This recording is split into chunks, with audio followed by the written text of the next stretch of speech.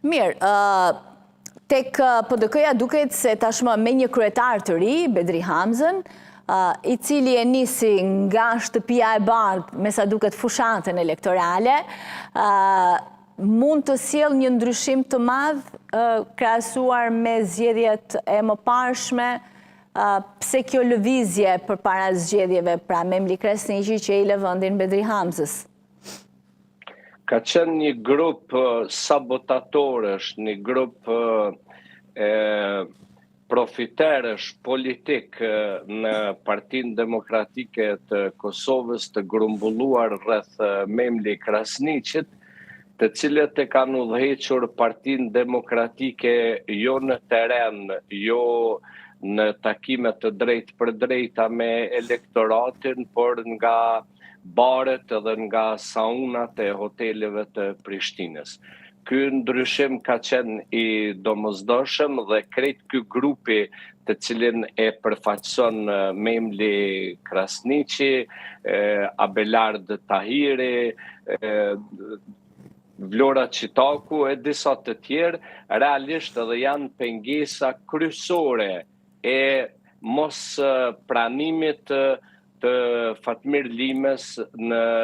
Partinë Demokratike të Kosovës. Ekziston një grup tjetër shumë i fuqishëm i cili i ka bërë thirrje Bedri Hamzës që të marrë Fatmir Limën, i cili të paktën me vete i ka 25.000 deri 30.000 vota. Por sidoqoftë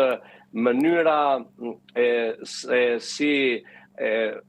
po pse mendoni? Po, Milajn, pse nuk e duan Fatmir Limajn të jetë? Vetëm pse i frigohen, asgjë tjetër. Fatmir Limaj është karizmatik, është njeri me përvojë të gjatë politike, është njeri i luftës, njeri i cili ka vujt me vite të tëra në Hag dhe e ka rikthy imazhin e tij sepse dikur ishte tabela kryesore qitse e vetëvendosjes të cilët e akuzonin si kryehajdut njeriu më të korruptuar, por me mençurinë e tij Albin Kurti, Fatmir Limaj e detyroi Albin Kurtin që t'i bante ftesë për koalicion në përpjekjet e Albinit për ta formuar qeverinë e fundit dhe në fund nuk arrit koalicioni. Pastaj prej Albin Kurtit ishte kryetari i Lidhjes Demokratike që i bëri ftesë për një koalicion Fatmir Limës dhe unë kam thënë në gjitha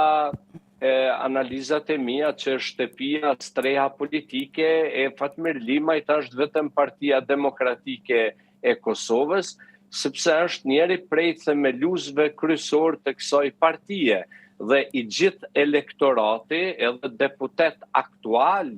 të cilët janë me Fatmir Limën, siç është zonja Izmaku, me cilën unë kam punu në kohën kur kam qenë deputet. Ajo ka qenë deputete e Partisë Demokratike të Kosovës. Kështu që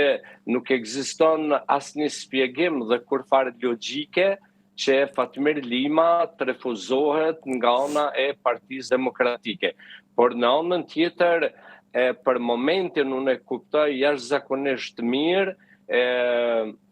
Bedri Hamzën, i cili është bu për para një presioni dhe ai po bën çmos që ta mbaj Partinë të Bashkuar dhe mos të pelcasin tani fraksione ose përçarje në prag të 28 dhjetorit. Por edhe strategjikisht nuk do t'i bënte punë figura e Fatmir Limajt PDK-s duke parë se dy prej themeluesve të saj, ish kryetarëve të saj janë në Hag dhe një përpjekje për të delegitimuar luftën e UÇK-s,